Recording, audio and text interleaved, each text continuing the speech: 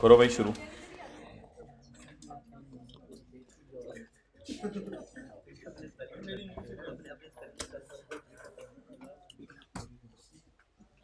Okay, part सी start करें। अच्छा जी, latest attempt का क्वेश्चन निकालें। हमारी बुक में है क्वेश्चन, उसका सोल्यूशन नहीं है। पेज नंबर बताएं।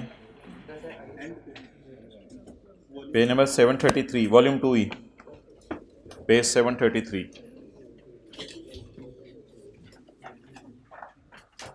ये दो सवाल हैं लेटेस्ट अटेम्प्ट के जिनका सोल्यूशन हमारी बुक में नहीं है। एक ये क्वेश्चन 5 है कंसोलिडेशन वाला, और एक क्वेश्चन 3 है पेज 731 पे IFRS 9 वाला। इन दो के सोल्यूशन अवेलेबल नहीं है। आज मंगल है ना, जुमेरात तक इंशाल्लाह मैं इनको वेबसाइट पे अपलोड कर देता हूँ, इन दोनों का सोल्यूशन, क्वेश्चन 3 का और क्वेश्चन 5 का। अच्छा जी, क्वेश्चन 5 में लेटेस्ट अटेम्प्ट का जो सवाल है, इसमें दो एडजस्टमेंट्स हमने डिस्कस करनी है, वो जरा बताएं कौन सी हैं।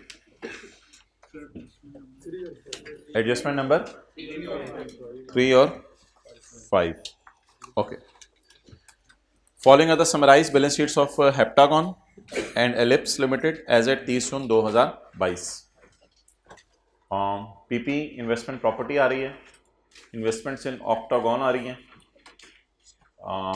ऑक्टागॉन कहाँ से आ गई, चलें होगी कोई। इन्वेंट्रीज आ रही हैं, अदर करंट एसेट्स आ रही हैं, share capital, share premium, retained earning और लाइबिलिटीज आ रही हैं। और यकम जनवरी 22 हमारे साल के मिड में HL acquired 60% of EL at following consideration which has not been recorded in HL books। अभी तक रिकॉर्ड नहीं हुई। 1 share in HL was given for every 3 shares in EL। तोहफा दे दिए, तोहफे में नंबर दे रहा है वो। And at acquisition date the fair value of each share of HL and EL हो जितने। EL के शेयर की फेयर वैल्यू कब इंपॉर्टेंट होगी, जब NCI को किस पे मैयर करना होगा, फेयर वैल्यू पे। वो पता नहीं नीचे कहीं क्या लिखा होगा, HL measures NCI eight fair value. तो इस पॉइंट को ऊपर से मिला के पढ़ेंगे तो फिर NCI की फेयर वैल्यू निकालने में ये हेल्प आउट कर देगा। Cash payment of ₹5 per share. कितने शेयर खरीदे हैं सब्सिडरी के?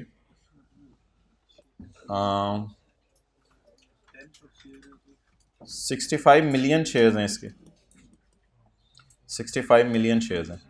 हमने कितने खरीदे हैं? 60%।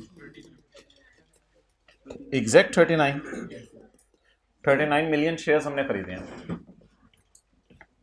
पेज नंबर 733 है। तो 39 मिलियन शेयर्स हमने बाई किए हैं सब्सिडरी के। तो एट एक्विजिशन कितने रह गया? Cash payment of ₹5 per share shall also be paid 2 years later. Amount निकालनी पड़ेगी। 5 पर शेयर, कितने शेयर हमने खरीदे? 39 मिलियन। ₹5 से मल्टीप्लाई करें, 195। 195 मिलियन हमने सऊदी किंग को देने हैं। कितने देने हैं हमने? 195 मिलियन हमने सऊदी किंग को देने हैं। कितने साल बाद? 2 साल बाद। Provided that profits of the EL exceed a certain benchmark, वही वाला कॉन्सेप्ट। 195।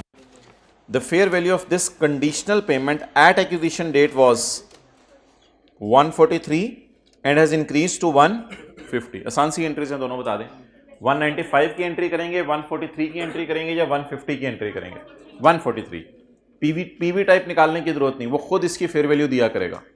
तो इन्वेस्टमेंट डेबिट, पेएबल क्रेडिट कितने से? 143 से।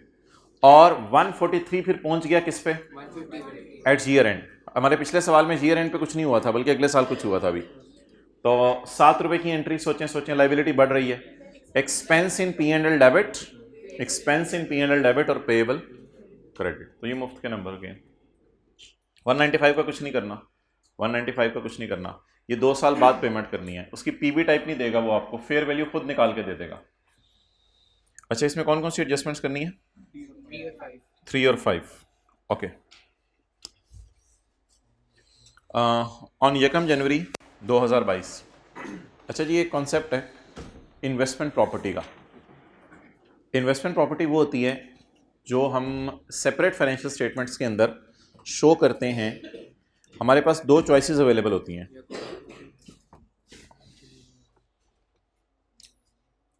हैंड रिटन पेजेस ढूंढें इधर। नहीं, आप लोगों को निकालने की ज़रूरत नहीं। हैंड रिटन पेजेस वॉल्यूम 2 के हैं। वॉल्यूम 1 के हैंड ऑन पेजेस। अच्छा, तो हैंड ऑन पेजेस में हमने ये पढ़ा था कि there are two choices available in respect of IAS 40, either you keep the things at cost model और you keep the things at fair value model. Revaluation model नहीं, रिवैल्यूएशन मॉडल जो है वो खास है, fair value model. Either you keep the things at cost model और you keep the things at fair value model. ये हमने पढ़ा था IAS 21 में, ये वाला सफा खुल रहा है। अच्छा, अब कॉस्ट मॉडल में क्या करना होता है और फेयर वैल्यू मॉडल के अंदर क्या करना होता है? कॉस्ट मॉडल में बैलेंस शीट में शो करना होता है एसेट कॉस्ट पे, ये वॉल्यूम 1 का सफा है, less accumulated deduction and accumulated impairment loss. P&L सिर्फ डिडक्शन शो करती है क्योंकि फेयर वैल्यू गेन नहीं आता। तो कॉस्ट मॉडल पे एसेट कॉस्ट पे रहता है बैलेंस शीट में माइनस डेप्रिसिएशन, और P&L will show a depreciation. But under fair value model छाट पुत्र थे वे, but under fair value model asset fair value पे चला जाता है। P&L में आप एक चीज नजर आती है, P&L विल शो गेन और लॉस, और डेप्रिसिएशन चार्ज नहीं होती। लेकिन IAS 40 हमें चॉइस देता है कि हम या चीजें कॉस्ट मॉडल पे रखें या चीजें फेयर वैल्यू मॉडल पे रखें।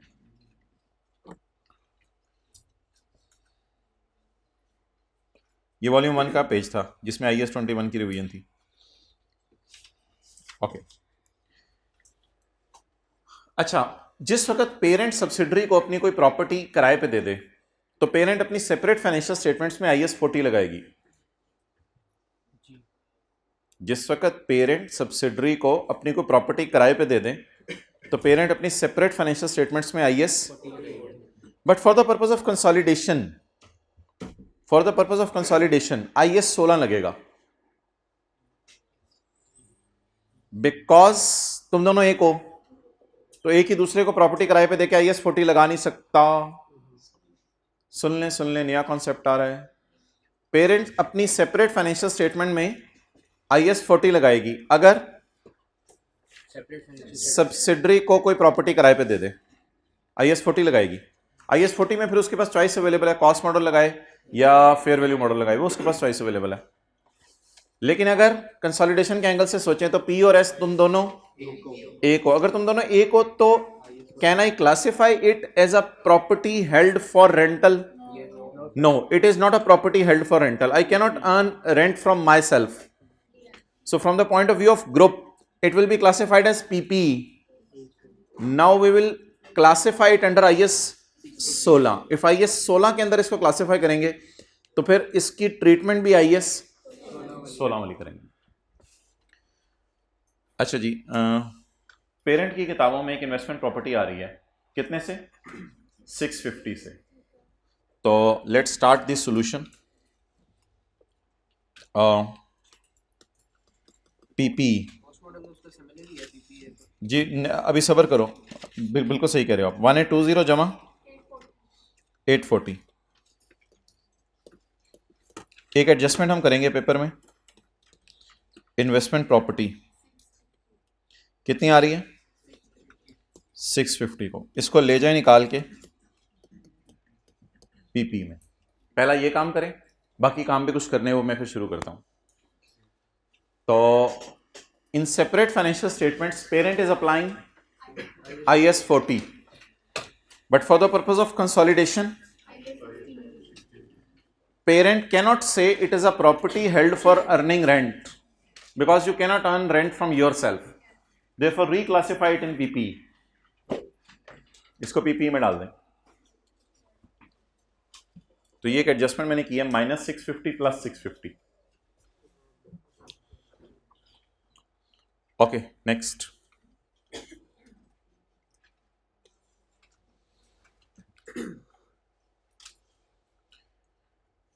On 1 जनवरी 22 साल के मिड में PL purchased an investment property with a useful life of 30 years for 600। लेकिन बैलेंस शीट में किस पे पड़ी हुई है? 650 पे। खरीदी कितने की थी? What is historical cost? And rented it to subsidiary on the same date for 4 million per month. 4 million per month किराया ले रहे हैं। भाई आंखें इधर उधर नहीं, इधर। 4 million पर मंथ किराया ले रहे हैं टिल 31 दिसंबर। 31 दिसंबर भाड़ में जाए, वो तो अगला साल है। हमारा साल 30 जून 22 को एंड हो रहा है। तो 6 महीने का किराया हमारा बनेगा रेंटल इनकम रेंटल एक्सपेंस दोनों में। एक इनकम रिकॉर्ड करा होगा, दूसरा expense. The property was carried in HL book set, property was carried in HL book set fair value model. IAS 40 की रोशनी में उसने किस पे रखा हुआ है? फेयर वैल्यू पे। बट IAS 40 के फेयर वैल्यू मॉडल से स्विच करके हमने आना है IAS 16 के कॉस्ट मॉडल पे। IAS 16 के, क्योंकि IAS 16 में उसने नहीं लिखा हुआ रिवैल्यूएशन मॉडल यूज हो रहा है। IAS 16 में कहीं नहीं लिखा हुआ रिवैल्यूएशन मॉडल यूज हो रहा है, वरना रिवैल्यूएशन सरप्लस वगैरह नजर आ रहे होते। तो IAS 16 में ये by default cost model use कर रहे हैं, क्योंकि PP कॉस्ट मॉडल पे पड़ा हुआ है। तो इसलिए अगर हम किसी चीज को PP में लाएंगे तो कॉस्ट मॉडल पे लाएंगे। अच्छा, the property was carried in HL books at fair value of 650। Rent for the month of June was unpaid. Unrecorded नहीं लिखा हुआ कि सेपरेट फाइनेंशियल स्टेटमेंट्स में कोई जनरल एंट्रीज करनी पड़ेगी, सेपरेट बुक्स में कोई एंट्रीज नहीं करनी पड़ेंगी। वॉज अनपेड का मतलब है कि रिसीवेबल एक की किताबों में नजर आ रहे हैं और दूसरे की किताबों में पेएबल नजर आ रहे हैं। ओके, सबसे पहला काम मैं करने लगा हूं कि मैं एक अकाउंट बना के देखने लगा हूं कि P ने अपनी किताबों में इन्वेस्टमेंट प्रॉपर्टी का क्या अकाउंट बनाया था। वो ज़ुबानी भी फिगर आप मुझे बता सकते हैं। 650 पे उसने रखा हुआ है। ये मुझे फिगर बैलेंस शीट से मिली है, ये सवाल से मिली है। Under IAS 40 fair value model there is no depreciation concept. P ने सेपरेट फाइनेंशियल स्टेटमेंट्स में फेयर वैल्यू गेन रिकॉर्ड कर लिया हुआ है। हम IAS 40 से मूव करने लगे हैं IAS 16 की तरफ। P को रिक्वेस्ट करेंगे, please classify your investment properties under PP, step 1। Step 2, please bring them to cost because you are not following revaluation model. Bring them to cost. Cost पे लाने के लिए एंट्री CRE में करनी पड़ेगी। SRE में किसने प्रॉपर्टी खरीदी हुई है? पेरेंट ने। किसने किराए पे दी हुई है? पेरेंट ने। कौन फेयर वैल्यू गेन रिकॉर्ड कर रहे हैं? पेरेंट। CRE में जाकर फेयर वैल्यू गेन उल्टाना है। क्यों IAS 40 से IAS 16 की तरफ जा रहे हैं? गेन डेबिट या retained earning, debit asset, credit feel 600 पे आ गया, 600 पे आ गया, 600 पे ले आए हम, कॉस्ट मॉडल पे वापस ले आए बाय उल्टाइंग द गेन। नोट कर लें यहां तक। ये एडजस्टमेंट क्यों की है? ताकि हम IAS 16 पे ले आए किस वाली चीज को? IAS 40 वाली चीज को। फेयर वैल्यू गेन रिवर्स किया, फेयर वैल्यू गेन रिवर्स किया।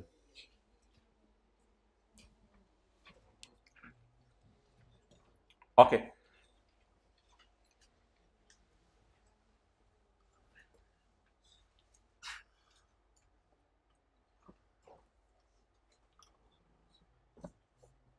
और कुछ कॉस्ट मॉडल पे लाने के। Cost model means cost minus reduction minus accumulated impairment loss, depreciation. Record करें, रिवर्स करें। 600 पे आ गया है, कॉस्ट पे आ गया है, 600 पे आ गया, रिकॉर्ड करें। लकीली दोबारा डेबिट साइड हिट होने लगी है, रिकॉर्ड करें। Record reverse, record. पेरेंट ये तुम्हारा PP है, पेरेंट कह रहे हैं नहीं इन्वेस्टमेंट प्रॉपर्टी है, नहीं ये तुम्हारी बीवी है, बीवी से किराया कमा रहे हो, ये तुम्हारी PP है। 600 डिवाइडेड बाय 30 सरब 6/12। ये पंगे भी आई कैप ले रहा है, महीने दे रहा है, 6/12। 10 डेप्रिसिएशन रिकॉर्ड करें, record depreciation, debit, PP, credit. ये IAS 16 की बचपन वाली एंट्री। ये एंट्रीज करने के बाद हमारा एसेट 590 पे फाइनली नजर आएगा, जो कि कॉस्ट मॉडल है। ओके, एक छोटी सी एडजस्टमेंट हो रहा है, वो रेंट रिसीवेबल पेएबल की है। वो तो मेरे ख्याल से पुरानी एडजस्टमेंट है। इस तरह की 2 एडजस्टमेंट्स और हमने की हुई हैं, इंटरेस्ट रिसीवेबल पेएबल, मैनेजमेंट फी रिसीवेबल पेएबल। बल्कि मैंने पहली क्लास में आपको मैनेजमेंट फी रेंट रिसीवेबल पेएबल के एतबार से ही समझाई थी कि क्या सेपरेट फाइनेंशियल स्टेटमेंट्स में कोई एरर है कि अनरिकॉर्डेड है या अनपेड है? सिर्फ किस महीने का रेंट? आखिरी महीने का। टोटल रेंट ना, टोटल नहीं है, ये भी पर मंथ है, तो 4 माइनस कर दें, मैं ये वहां नहीं कर रहा, 4 माइनस कर दें करंट एसेट्स में से और 4 माइनस कर दें करंट लाइबिलिटीज में से, ये आखिरी एडजस्टमेंट होगी। ये जी टोटल एडजस्टमेंट पोस्ट होनी थी।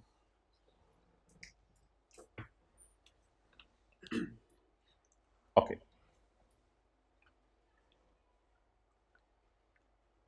हिम्मत, हौसला, जज्बा, P&L के एंगल से सारी डिस्कशन शुरू, बैलेंस शीट की डिस्कशन खत्म हो गई, पास पेपर का क्वेश्चन 5 जो इधर था मेरी तरफ से खत्म हो गया, ओवर। बैलेंस शीट की डिस्कशन मेरी कंप्लीट, P&L के एंगल से। हाँ जी, 2 काम किए हैं हमने। नंबर 1, IS 40 उल्टाया है -50 करके, IS 16 लगाया है, IS 40 उल्टाया है, IS 16 लगाया है। एक एडजस्टमेंट कंसोलिडेशन की है, रेंट रिसीवेबल रेंट पेएबल वाली। अच्छा, मैंने आपको अक्सर कहा हुआ है interest income interest expense, management fees income management fees expense, और रेंटल इनकम रेंटल एक्सपेंस, इसको ना बैलेंस शीट के सवाल में इनकम के एंगल से नहीं सोचना कि एक ने इनकम रिकॉर्ड कर ली हुई है, दूसरे ने खर्चा रिकॉर्ड कर लिया हुआ है। बैलेंस शीट बनाते हुए नहीं ये सोचना, बैलेंस शीट बनाते हुए नहीं ये सोचना कि इनकम एक्सपेंस का भी को फड्डा है।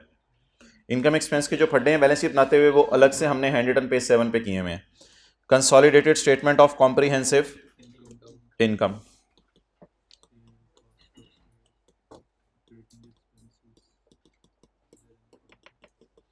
चलें सबसे पहले उड़ाएं, सबसे पहले IS 40 उड़ाएं, एंट्री बोलें।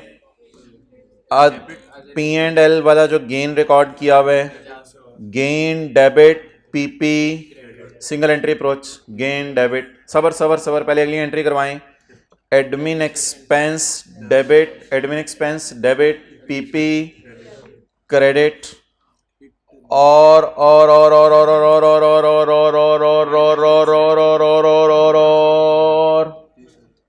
24 की एडजस्टमेंट कर दें।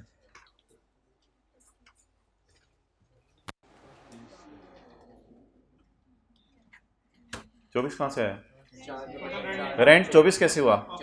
महीने का कितना है? 4, 6 चौके 24, 6 4 बार 24। इनकम एक्सपेंस में तो पूरा पड़ा होगा ना। बैलेंस शीट में रिसीवेबल पेएबल कितना पड़ा होगा? 4, और इनकम एक्सपेंस में कितना पड़ा होगा? 24।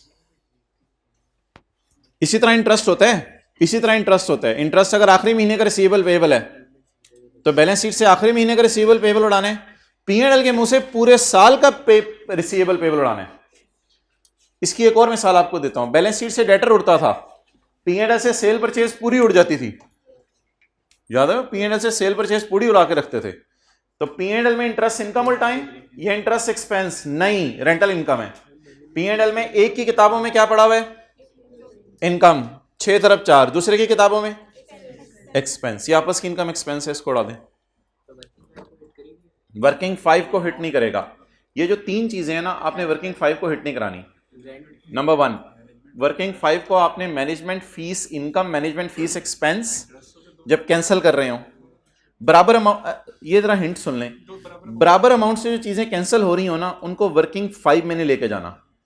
3 चीजें आपको बताई हुई है। नंबर 1, मैनेजमेंट फीस इनकम और एक्सपेंस वर्किंग 5 में नहीं जानी, interest income interest expense working 5 में नहीं जाना, rental income rental expense working 5 में नहीं जाना, सेल परचेज वर्किंग 5 में नहीं जानी, बल्कि उसका अनसोल्ड का प्रॉफिट जाता था, वो जो cost of sale debit stock credit होता था। तो रट्टा ये मारा जा सकता है, सेम अमाउंट से जो चीजें कैंसिल होती हैं ना, सेम अमाउंट से, that will not hit working 5, ये वर्किंग 5 को हिट नहीं करेंगे।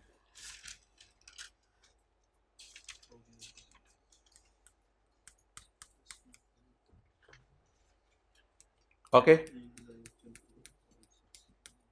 साथ वाले को पूछ रहे ओके, तो आप दसना उधर 4 क्यों उल्टाया था और इधर 24 क्यों उल्टाया? बैलेंस शीट में रिसीवेबल पेएबल के एंगल से सोचते हैं और इधर एक्सपेंस और इनकम के एंगल से। चलें आगे। एडजस्टमेंट 5 में क्या है? कुछ भी नहीं, वो मैंने पहले कर ली हुई है लेकिन करा देता हूँ। एडजस्टमेंट 5 अभी तो कराई थी। एडजस्टमेंट 5 और 6 दोनों होंगी फिर। हाँ, यकम जुलाई 2021 P acquired 6 million shares representing 30% share holding in octagon. तो ऑक्टागॉन हमारी क्या बन गई? एसोसिएट। वर्किंग 7 कहाँ से शुरू होगी? वर्किंग 7 कहाँ से शुरू होगी? 100 से। वर्किंग 700 से शुरू होगी। On that date the fair value of each share of OL was 16। ऐसे ही for the sake of discussion पूछ रहा हूं कि हमने इसका शेयर खरीदा कितने के? वैसे ही जरा 100 डिवाइडेड बाय 6, 16.6667 रुपए में हमने इसका शेयर खरीदा है किसी ऐसे बंदे से जो 30% हिस्सा बेचने को तैयार था अपना। बड़ा बहुत बड़े ओनर को हमने जाके पकड़ा कंपनी के और हमने कहा 30% हिस्सा तू बेच, हम खरीदते हैं। Now what is the historical cost at which I have bought? 16 point. No, it is relevant. It is not relevant. 16 को मैंने पिछले सवाल में भी कटवा दिया था। During the year ended 30 June 2022, OL reported a net profit of 60 and paid a dividend of 20. अब आप मुझे बताएं क्लोजिंग माइनस प्री कर सकेंगे या क्लोजिंग माइनस प्री नहीं कर सकते? तो वर्किंग 7 में सिर्फ क्या जाएगा? प्रॉफिट और dividend. HL recorded its share of OL dividend as other income. Other income में डाल दिए। अगर P&L बनाएंगे तो अदर इनकम में से निकालेंगे और बैलेंस शीट के एंगल से क्योंकि पेड हो गया है तो इसलिए इस लाइन को इग्नोर करना था। आपको याद है पेड वाले इग्नोर करने होते हैं।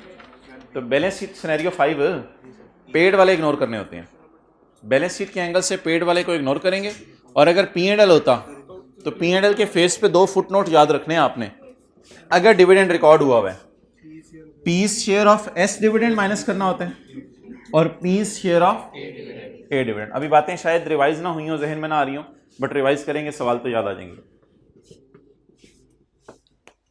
ओके, बनवा दें जी वर्किंग 7। वर्किंग 7 कॉस्ट बोले 100, पोस्ट प्रॉफिट 60 का ज़रब कितने बटा कितने महीने? ज़रब कितने बटा कितने महीने? ज़रब कितने बटा कितने महीने? यार होश के नाखुन ने, पूरा साल है। कितना हो गया? 18। इन्वेस्टमेंट इन एसोसिएट।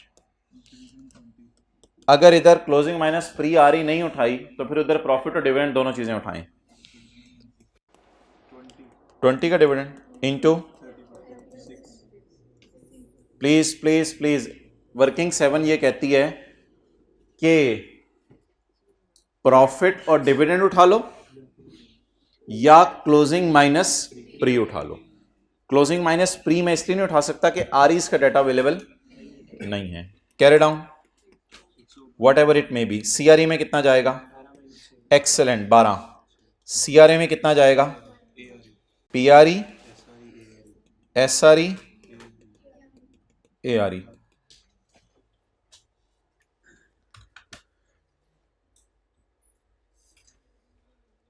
ओके, एक सवाल 100 आने का इंपॉर्टेंट सवाल, लाख रुपए का सवाल।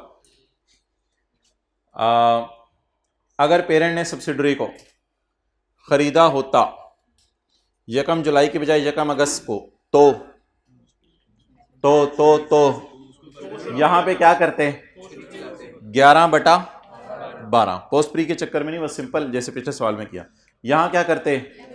11/12। और यहां डिविडेंड को कभी नहीं करना जिंदगी में। डिविडेंड पे कभी 11/12 नहीं लगाना। इंपेयरमेंट लॉस और डिविडेंड इन दोनों पे कभी आपने 11/12, 2/12, 3/12 नहीं लगाना। इंपेयरमेंट भी किसी वक्त से रिलेट करता है, डिविडेंड भी किसी वक्त से रिलेट करता है। जैसे IFRS 15 में नहीं होता था at a point in time और ओवर टाइम, तो ये at a point in time type चीजें होती हैं। Dividend, impairment, at a point in time type चीजें, तो इनको फुल रिकॉर्ड करते हैं। इन पे कभी 3/12, 4/12 करना। तो लेकिन डिविडेंड और इंपेयरमेंट लॉस को कभी मंथ बेस पे पोर्शन नहीं करना। डिविडेंड और इम्पेयरमेंट लॉस को कभी मंथ बेस पे पोर्शन नहीं करना।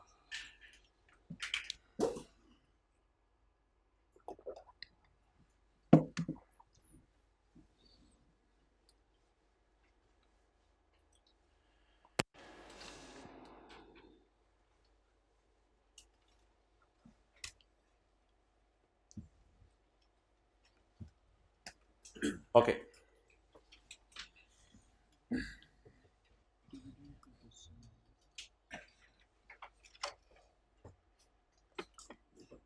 बाकी देखें यार, सवालों में आधे मार्क्स लेने आसान होते हैं बड़े। इम्पेयरमेंट लॉस की एडजस्टमेंट है, ये आरएस की डिटेल दी हुई है, ये वो वैल्यू इन यूज़ और फेयर वैल्यू वाला एक सवाल दिया था, करवाया था क्लास में, ये उसकी एडजस्टमेंट है। उसके बाद ये सेल ऑफ स्टॉक की एडजस्टमेंट है, और बस एनसीआई फेयर वैल्यू के ऊपर है, और यहाँ एडजस्टेड फिगर्स पोस्ट करने के मार्क्स होंगे। तो ये कौन सा सवाल है? मार्किंग स्कीम, और क्वेश्चन नंबर 7, पीपी के फिगर के 2.5 मार्क्स। गुडविल वर्किंग 1 करनी पड़ेगी, 3 मार्क्स। वर्किंग 7 में अभी हमने 2-3 फिगर्स डाली हैं, 2 marks. Current assets, share capital, ये वो जो शेयर कैपिटल के इसलिए मार्क्स है कि उसमें वो भी तो डालना है। इन्वेस्टमेंट डेबिट, पता नहीं वो investment debit share capital credit वाली भी एंट्री है। और सीआरई के 4 मार्क्स। अब ऑब्वियसली सीआरई में जितनी फिगर्स होंगी उनके अलग अलग मार्क्स होंगे। एनसीआई के 1.5 मार्क्स और लाइबिलिटीज़ के 1.5 मार्क्स। तो इन 1.5 में वो आधे आधे मार्क्स भी छुपे हुए हैं जो अनएडजस्टेड फिगर्स बैलेंस शीट में आ रही हैं, उनके नंबर भी हैं। ओके, एक सफ़ा खोलें, नोट्स में लिखा हुआ है जी। हाँ, डिविडेंड, पेज 31।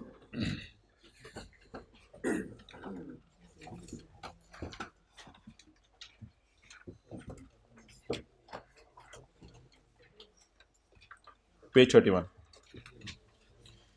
अच्छा, हमने 5 सिनेरियोज डिस्कस किए थे बैलेंस शीट के एंगल से। आज ज़रा मैं 5 सिनेरियोज डिस्कस करता हूँ P&L के एंगल से। 5 सिनेरियोज डिस्कस किए थे बैलेंस शीट के एंगल से, आज 5 सिनेरियोज डिस्कस करता हूँ P&L के एंगल से। अच्छा, P&L के एंगल से ना 2 चीज़ें होती हैं। S का जो डिविडेंड है, अगर P ने रिकॉर्ड कर लिया हुआ है तो अदर इनकम में से निकालना है।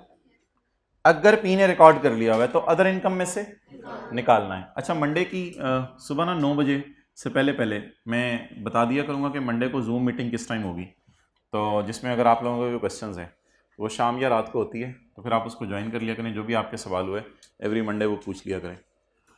अच्छा, अब ज़रा देखें आप, अगर डिविडेंड दोनों ने रिकॉर्ड नहीं किया, अगर डिविडेंड P और S दोनों ने रिकॉर्ड नहीं किया, डिविडेंड S का डिविडेंड है, दोनों ने रिकॉर्ड नहीं किया, इधर देखें, इसका मतलब है S ने जो अपना डिविडेंड बांटा है वो रिकॉर्ड, अगर S ने रिकॉर्ड नहीं किया तो आपने भी इधर रिकॉर्ड नहीं करना, ओवर एफिशिएंट नहीं बनना। P&L का सवाल करते हुए, वर्किंग 6 बनाते हुए आपने इधर रिकॉर्ड नहीं करना वर्किंग 6 में। ये आप रिकॉर्ड करके फिर ओपनिंग आ रही को खुद ही सही वाली ऑलरेडी निकाल रहे होंगे, वो गड़बड़ हो जाएगी। अगर S ने रिकॉर्ड नहीं किया तो आप लोगों ने यहां पे कुछ भी नहीं करना। ये P&L का सवाल करते हुए बता रहा हूं। बैलेंस शीट के सवाल के लिए क्वेश्चन 12 हो गया हुआ है, 12 याद है ना, लंबा चौड़ा। और S ने भी रिकॉर्ड नहीं किया इसका डिविडेंड, S ने उसका बांटना रिकॉर्ड नहीं किया, पूरा सफा, तो सफे के रंग भी भूल गए, ऑरेंज। S ने ऑरेंज सफा पूरा रिकॉर्ड नहीं किया और P ने ऑरेंज का अपना हिस्सा नहीं डाला। मजे कीजिएगा P&L के सवाल में, ना वर्किंग 6 में कुछ कीजिएगा, ना इधर माइनस कीजिएगा। वाई? रिकॉर्ड ही नहीं किया तो माइनस करने की जरूरत नहीं, डू नथिंग। अच्छा, दोनों S ने डिविडेंड बांटा, दोनों ने रिकॉर्ड कर लिया।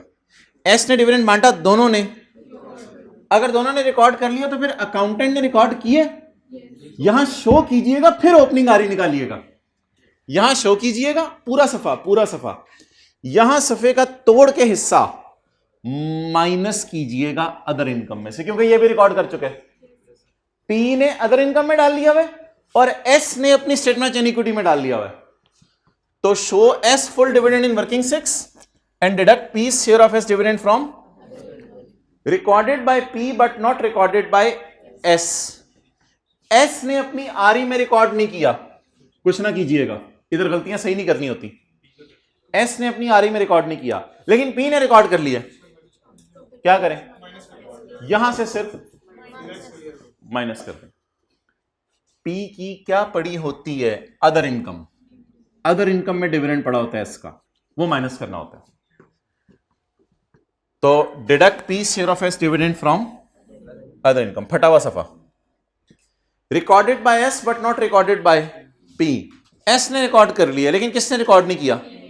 अगर एस ने रिकॉर्ड कर लिया है तो मैं जो आरइज बैलेंसिंग निकालना चाहूंगा उसमें वहां शो करूंगा तो सही आरइज बैलेंसिंग निकलेंगे ना। तो यहां फुल डिविडेंड शो कर देने। पी रिकॉर्ड करना भूल गया, अल्लाह का शुक्र है अल्लाह का शुक्र है पी रिकॉर्ड करना भूल गया। अब माइनस करें या कुछ भी ना करें? Show S full dividend in. तो एक जगह दो काम करने हैं बस इधर। और जो पेड वाला सिनेरियो है मशहूर जमाना, उसमें तो कोई मसला ही नहीं। पेड की सूरत में इसने यहां रिकॉर्ड कर लिया है, शो करेंगे यहां भी और यहां भी माइनस करेंगे। क्लियर?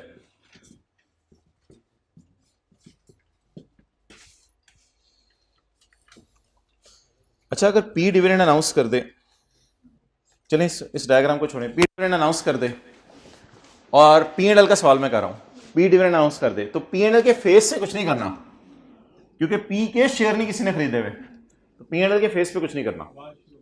अगर पी ने डिविडेंड रिकॉर्ड कर लिया है तो पी की कोई आरई वगैरह बैलेंसिंग निकालनी पड़ी तो वो शो कर दीजिएगा।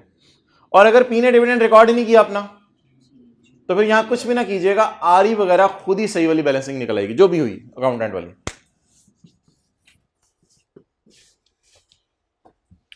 अच्छा जी, कुछ थ्योरेटिकल डिस्कशन है, इसको इंशाल्लाह ऐसा करते हैं ब्रेक के बाद करते हैं, आप लोग थोड़ा सा फ्रेश हो जाएंगे, ब्रेक के बाद करेंगे जो अगली जोहर नमाज की ब्रेक होगी। अब IFRS 9 के जो सवाल है ना वो हल्के फुल्के करते हैं, छोटी सी ब्रेक लेंगे और 12 बजे 5-10 मिनट की, ज़रा इधर ही बैठे बैठे कोई लेट जाएगा, कोई बैठ जाएगा, कोई सो जाएगा, छोटी सी ब्रेक लेंगे। अब कुछ न्यूमेरिकल टाइप सवाल ज़रा करते हैं तो तादाद हो जाए। अच्छा, आपको मैं मेन चीज़ बता दूँ, इससे ये बाकी चीज़ें ऐसे फ़ारक सी हैं, उनको मैं टिक करवा देता हूँ नोट से।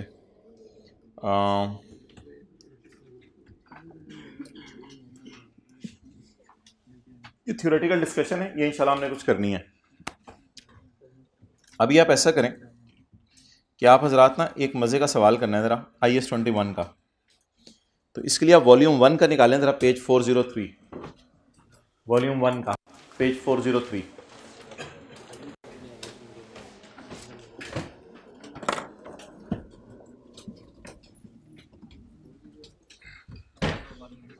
आराम से ज़रा रखो ना, प्यार से, वॉल्यूम 1 पेज 40। यार इसी को चलाओ ज़रा, हमें तो गर्मी लागे, तुम्हें क्या लागे? Page 4, monetary non monetary. इसमें देख लें, अब नए स्टैंडर्ड पढ़ने के बाद कुछ चीज़ें रह गई हुई थी हमारी, नए स्टैंडर्ड पढ़ने के बाद कुछ चीज़ें हमारी रह गई हुई थी। पेज 403, कुछ चीज़ों के साथ हमने IFRS 9 लिख के गुजारा चला दिया था। अच्छा जी, एक ये आइटम ढूंढने जी, इन्वेस्टमेंट इन डेट सिक्योरिटीज या investment in debentures, IFRS 9। It is like loan receivable, it is like, बोलें loan receivable, debt why it is a monetary item, debt why it is a monetary item. IAS 21 में कौन से लफ्ज थे? Monetary. IAS 21 में कौन से लफ्ज थे? Monetary, non monetary. डन। अच्छा, नेक्स्ट,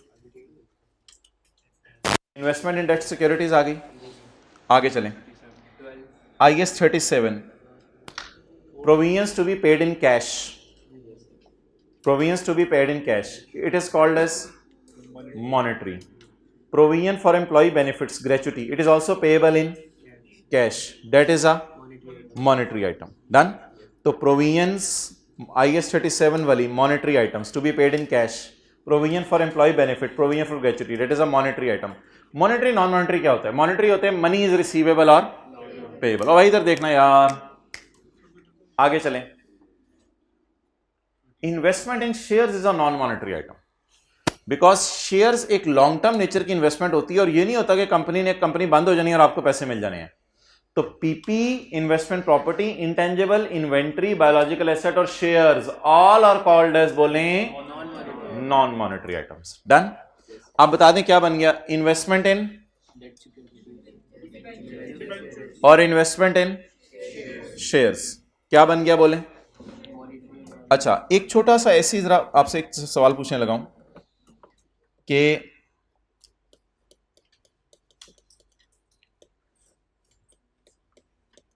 डेटर IAS 21 की रोशनी में मॉनेटरी है और IFRS 9 की रोशनी में फाइनेंशियल एसेट है। अच्छा, इन्वेस्टमेंट इन शेयर्स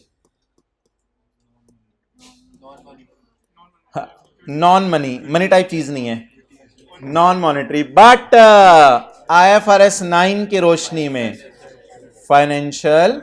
और अल्लाह का शुक्र है वहां ब्रैकेट में सारी एग्जांपल्स लिखी हुई हैं, यहां भी ब्रैकेट में सारी एग्जांपल्स लिखी हुई हैं, लेकिन एक बिग पिक्चर आपके सामने शो कर रहा हूं, कोई MCQ टाइप चीज सामने आ गई। इसी तरह investment in debentures money type चीज है, मॉनेटरी। लोन रिसीवेबल है ना, लोन रिसीवेबल। और दूसरी तरफ IFRS 9 में जाए तो फाइनेंशियल एसेट।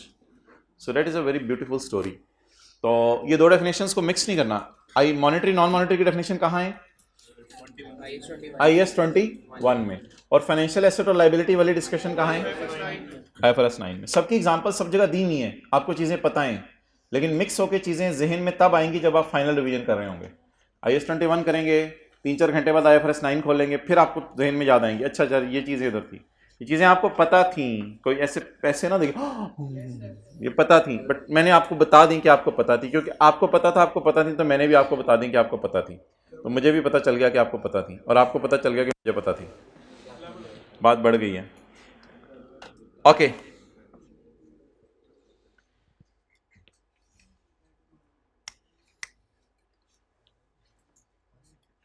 आगे ये कौन सी प्रोविजंस होती हैं, not to be settled in cash, not be settled in cash. I क्या आपने अपनी बुक में डाली है, not be settled in cash. हो सकता है हमने किसी कोर्ट केस के पैसे देने हो और हमने उससे कहा हो कि यार हम तुम्हें पैसे नहीं देंगे, हम तुम्हें पैसों की बजाय फलां चीज दे देंगे, फलां चीज दे देंगे। तो अब ऐसा वैसे होता नहीं नॉर्मली। अगर कभी खुदा ना खासा पेपर में आ जाए कोई प्रोविजन है हमारे ऊपर लाइबिलिटी है, लेकिन वो हमने पैसों की फॉर्म में नहीं देनी बल्कि कोई और चीज देनी है, तो फिर it is not to be settled in cash, means it is non monetary item. ये ऐसी आई कि आपने अपने पंगा डाला हुआ है। अच्छा, आखिरी सवाल मेरा आपसे, इसको सामने रखते हुए, एडवांस क्या होता था, एडवांस आप होंडा एटलस कार हैं, आपने जनरल टायर को एडवांस में पैसे दे दिए, आप क्या एंट्री करेंगे, advance to supplier debit cash. ये advance is a right to receive money और राइट टू रिसीव टायर्स, इसलिए एडवांस को हमने क्या कहा था, is it a receivable money type चीज, is it a cash receivable और it is a non monetary item.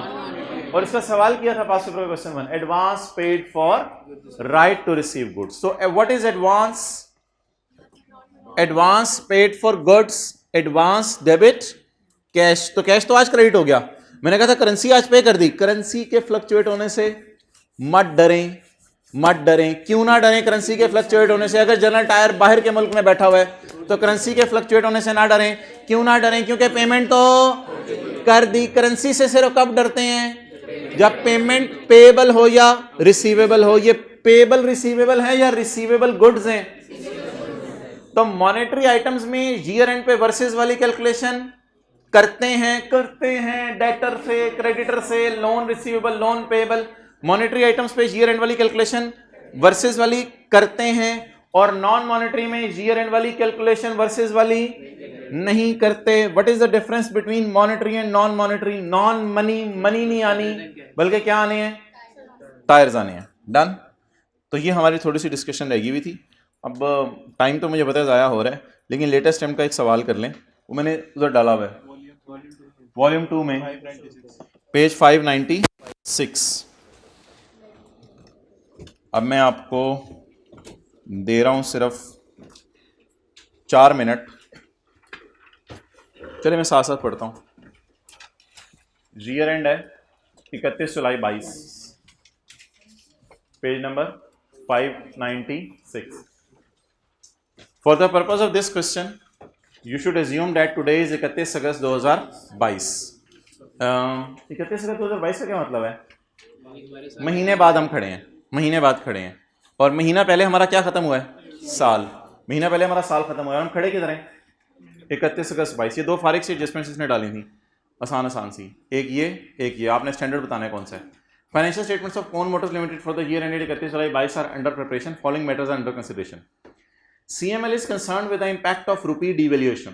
Rupee devalue हो रहा है, as its significant cost of production is incurred in US dollar. Cost of production in US dollar का क्या मतलब है कि होंडा वाले गाड़ी बनाने के लिए जो चीजें हैं वो बाहर के मुल्क से लेते हैं। Cost is incurred in US dollar. Between 15 June to 31 जुलाई, डेढ़ महीना हमारे ईयर एंड है। 15 जून से 31 जुलाई इतना शार्प चेंज आया है कि करेंसी इतनी डीवैल्यू हो गई है कि पहले $1 से जो है वो आप लेके जाएं 200 रुपये, अब 200 रुपये लेके जाएं तो $1 मिलता था, अब 240 रुपये लेके जाएं तो $1 मिलता है। इसका मतलब है करेंसी डीवैल्यू हो गई है, हमारी करेंसी की कीमत गिर गई है। पहले 200 रुपये लेके जाते थे, आप 240 रुपये दिन रात एक करके लेके जाते हैं तो सिर्फ क्या मिलता है? $1 मिलता है। इसका मतलब है महंगाई हो गई है। अच्छा, एट ईयर एंड, डेढ़ महीने में डॉलर में इतना शार्प इंक्रीज आया। At year end CML has following foreign currency balances appearing in its at year end, ये क्लोजिंग बैलेंसेस हैं।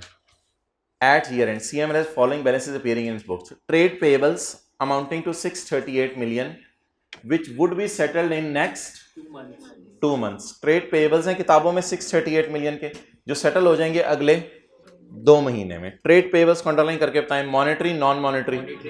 मॉनेटरी, अंडरलाइन कर ले monetary. Advances to suppliers, advances to suppliers, पैसे लेने हैं या चीजें लेनी है? चीजें लेनी है। एडवांस दिए हुए सप्लायर्स को, एडवांस तो मतलब पैसे दे दिए हुए। We are not facing any risk, currency भाड़ में जाए जहां मर्जी जाए। एडवांसेस टू, अच्छा एडवांसेस लिखें करंट एसेट होता है, और ट्रेड पेबल लिखें करंट लाइबिलिटीज होते हैं, ये भी लिखें। और एडवांसेस के ऊपर लिखें ये कौन सा आइटम है? Non monetary. अच्छा, एक हमारी लाइबिलिटीज है, एक हमारा राइट टू रिसीव टायर्स हैं, एक हमारी लाइबिलिटीज टू पे कैश है। कुछ चीजें हमने उधार पे खरीदी हुई है, हो सकता है बाहर के मुल्क से इंजन हमने उधार पे खरीदा हो और टायर उधार पे ना खरीदा हो, टायर खरीदने से पहले टायर के पैसे दिए हो, against which the raw material would be deliver in next 3 months, और अगले 3 महीने में क्या आने वाला है इसके बदले? चीजें आने वाली हैं। तो फिर ये क्या बन गया? Settled in 2 months monetary, goods will be receive in 3 months non monetary. Year and पे वर्सेस वाली कैलकुलेशन से किसको गुजारना है? इसको। किसको नहीं गुजारना? CML management is of the view that above balances do not need retranslation at year. Above balances do not need retranslation at year end. ऊपर वाले बैलेंसेस को रिट्रांसलेट करने की जरूरत ही नहीं है, गलत बात है।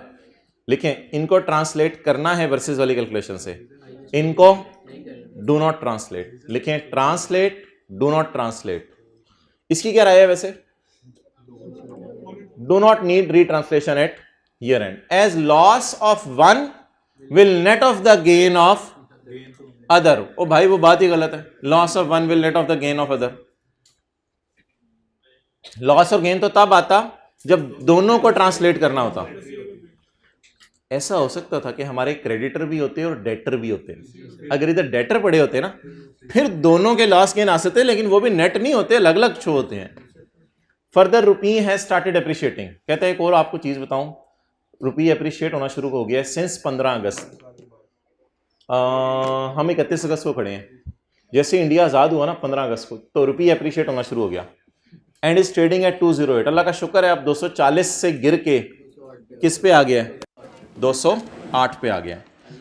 अब मोहतरम ये IS 10 कहता है कि ये बाद वाली चीज़ों को भाड़ में जाए, तो आफ्टर बैलेंस शीट डेट अगर एक्सचेंज रेट में चेंज भी आ जाए तो इट इज अ बोलें नॉन एडजस्टिंग इवेंट, इसका कोई ताल्लुक नहीं हमारी फाइनेंशियल स्टेटमेंट कि साल के बाद में क्या हुआ, साल के बाद में डॉलर के साथ जो मर्जी हो। Okay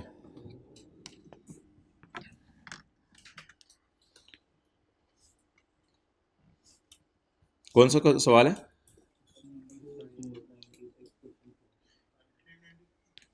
CML's management view is incorrect as per IS 21. Foreign currency trade payables are, आसान सी इंग्लिश है, foreign currency trade payables are monetary which need to be at the closing rate of 240 per US dollar.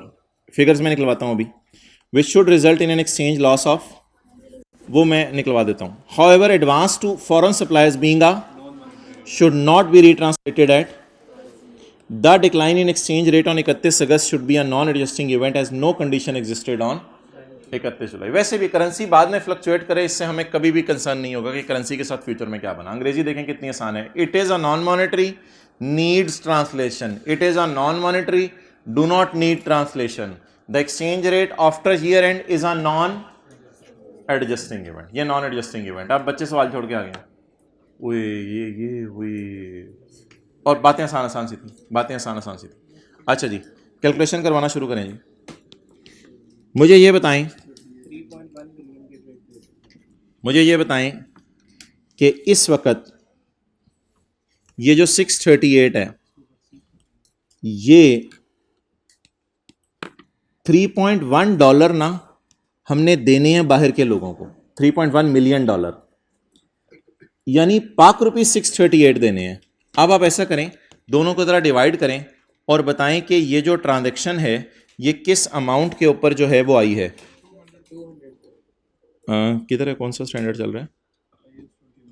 नहीं वो ये, हाँ, ये हमने record किस पे किया हुआ है? 3.1 और 638 divide by 3.1 205। Trade payable originally record किस पे हुआ था? 205 पे। ये 205 की चीजें उधार पे कब खरीदी थी? नहीं बताया हुआ। जब मर्जी खरीदी हो, हमारे साल ही खरीदी होंगी ना। एक बोंगा सा रेट सवाल में दिया हुआ है। 15 जून को रेट 200 था, 31 जुलाई को रेट हो गया 240। मुझे बताएं हमने क्या सीखा था IS से 21 में? ईयर एंड वाला रेट ढूंढते थे। आप बता दें 205 को कहां लेके जाना है। इस वक्त मेरा क्रेडिटर किस पे खड़ा है? 638 पे। मैंने इसको लेके जाना है 3.1 इंटू 240 पे। 200 का रेट उठाऊं जो कि बोंगी सी डेट का 15 जून का, साल के बाद का रेट उठाऊं? नहीं, वो तो नॉन एडजस्टिंग इवेंट है। साल के एंड का रेट उठाएं, 744 वर्सेस 106 का क्या आ रहा है? लॉस आ रहा है। तो 106 का लॉस आएगा, उधर से कोई गेन नहीं आएगा। क्यों नहीं गेन आएगा? नॉन मॉनेटरी आइटम्स को वर्सेस वाली कैलकुलेशन से नहीं गुजारा जाता। तो लायबिलिटीज बढ़ना खुशी की बात है, गम की बात है? गम की बात है। अगला पॉइंट इतना आसान था कि पढ़ के आपकी हंसी छूट जाएगी, यार कुछ पूछ ही लेता, तूने तो पूछने की भी जहमत नहीं की।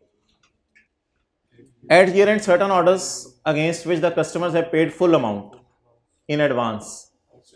Certain orders against which the customers have paid full amount in advance are still undelivered. यानी लोग हमें पैसे दे गए हैं, हमने अभी तक चीजें नहीं बेची।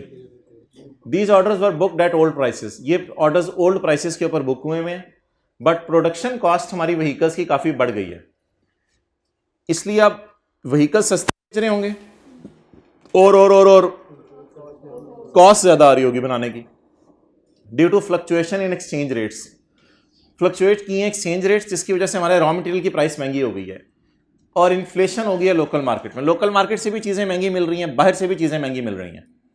इस वजह से कॉस्ट बढ़ गई है, लेकिन सेल प्राइसेस हमने ओल्ड प्राइसेस पे रिकॉर्ड तो नहीं की होंगी, एग्री की होंगी।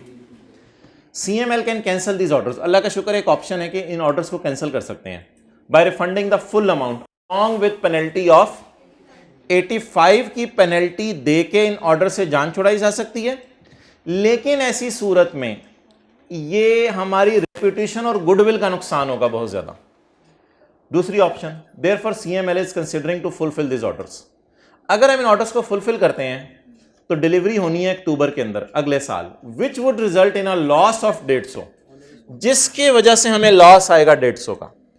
आप मुझे बता दें, मैं खड़ा हूं 31 जुलाई पे, मेरे पास दो ऑप्शंस हैं, या मैं 85 की पेनल्टी देके जान छुड़ा लूं, या अपनी रेपुटेशन और गुडविल बचाऊं, और अपनी रेपुटेशन और गुडविल बचाकर 150 मिलियन का लॉस करूं। लेकिन उसके लिए मुझे रॉ मटेरियल भी खरीदना पड़ेगा, मुझे फैक्ट्री भी खोलनी पड़ेगी, गाड़ियां भी बनानी पड़ेंगी, बना के बेचनी भी पड़ेंगी। आप बता दें जी, ये कौन सा स्टैंडर्ड है? IS 37। कितने लोगों को पता चल गया सर? बता दें, IS 37। आप बताएं कि कॉन्ट्रैक्ट में लायबिलिटी किस पे बुक होनी चाहिए? ये कहानी कहीं लिखी हुई थी स्टैंडर्ड में? रेपुटेशन हो, गुडविल हो तो ऐसा करो, तो वैसा करो, तो वैसा हो। स्टैंडर्ड में लिखा हुआ है ऑर्डर से, ऑर्डर पकड़े हुए से जान छुड़ाने का क्या तरीका है? या पेनल्टी देके जान छुड़ा लो। CML of the view that loss on these orders is future loss. भाई फ्यूचर ऑपरेटिंग लॉस नहीं है ये, फ्यूचर लॉस तब होता है जब ऑर्डर ही पकड़े ना हो। ये तो ऑर्डर पकड़े हुए हैं, पकड़े हुए कॉन्ट्रैक्ट्स के ऊपर जो वो फ्यूचर लॉस, पता है क्या होता है? फ्यूचर लॉस ये होता है कि अगले सालों में ऑर्डर आने हैं। दीज ऑर्डर्स वर बुक्ड को अंडरलाइन करें, बुक्ड। ये तो कॉन्ट्रैक्ट हो चुके हुए हैं, ये ऑर्डर तो बुक हो चुके हुए हैं। जब ऑर्डर्स की बुकिंग हो चुकी हुई है तो these are on non cancellable, ये कॉन्ट्रैक्ट अब कैंसिल नहीं हो सकते, और ये कॉन्ट्रैक्ट पकड़े जा चुके हैं। फ्यूचर ऑपरेटिंग लॉस क्या होता है? अगर फ्यूचर में ऑर्डर आएंगे, उनको हम फुलफिल करेंगे तो लॉस आएगा, वो फ्यूचर लॉस होता है। It is not a future loss and does not need to be accounted for at year end. ऐसी कोई बात नहीं है। CMLs, अब आप IS 37 का पैरा खोलेंगे, provision for onerous contract is recorded at lower of cost to fulfil the contract और cost to cancel the contract, which in this case is penalty which amounts to rupees इतने। तो CML's management view is incorrect as per IS 37. This is an onerous contract because unavoidable cost of meeting the obligations exceed the economic benefit. ये line उसने कहाँ से लिखी है? वो जो स्टैंडर्ड का पैरा आपको दिखाया हुआ था वहाँ पे ये लाइन लिखी हुई थी, लेकिन इतनी लाइनों में शायद आप ना भी जाएं तो कोई। The unavoidable cost under the contract reflect the least net cost of exiting from contract. As it is वो पैरा लिखा हुआ है, एज इट इज वो पैरा लिखा हुआ है जो आपको हाउ टू राइट डाउन के अंदर बताया है। आज स्टैंडर्ड आप लाए हुए हैं तो कुछ पैरास शेरास भी आपको दिखाने हैं बीच में से। हाउ टू राइट डाउन किधर है? How to write down,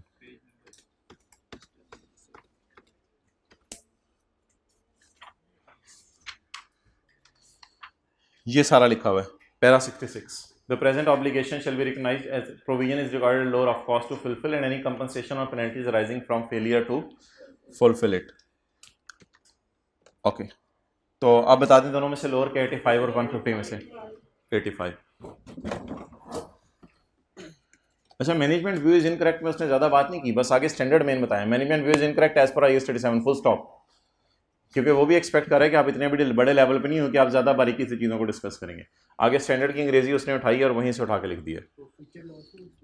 future loss आप एक्सप्लेन करते हैं कि it is not a future loss because there is a contract. यहाँ कॉन्ट्रैक्ट है इसलिए ये फ्यूचर लॉस नहीं है। अच्छा यार, वॉल्यूम 1 आपका खुला हुआ है, माजरत वो खोल के साइड पे रख दिया था, उसमें से एक IFRS 8 ज़रा निकाल लें। IFRS 8 चलें, छोड़े पड़े यार, बस IFRS 9 शुरू करें, सवाल करने शुरू करते हैं। थ्योरी पढ़ के बोर ना हो जाए यार, इस पार्ट को रोको ज़रा।